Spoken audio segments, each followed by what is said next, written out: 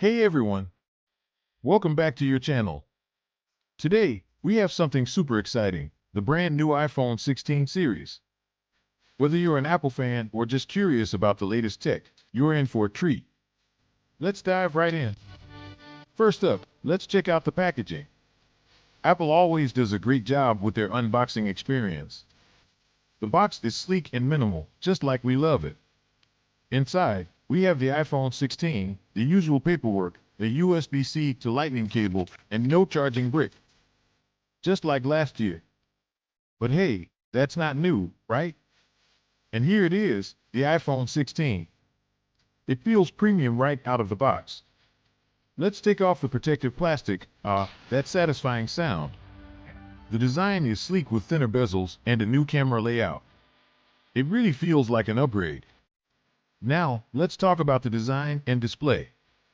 The iPhone 16 features a Super Retina XDR display. It's brighter, more vibrant, and perfect for watching video or playing games. Look at those colors. And the brightness? It goes up to high nits, making it super usable even in direct sunlight. Now, let's check out the camera. The iPhone 16 comes with impressive camera specs. I took a few shots to see how it performs. Here's a shot in low light. Wow. The details are impressive. And the portrait mode? Just look at that bokeh effect. And here's a quick video test. The stabilization is fantastic, making it perfect for vlogging. Let's talk performance. Powered by the A17 chip, this thing is lightning fast. I ran some benchmarks and played a popular game, no lag whatsoever. Battery life is also impressive. With regular use, you can expect to get through a full day without needing a charge, and with the new battery optimization features, it should last even longer. The iPhone 16 ships with the latest iOS. New features include updated widgets and focus modes.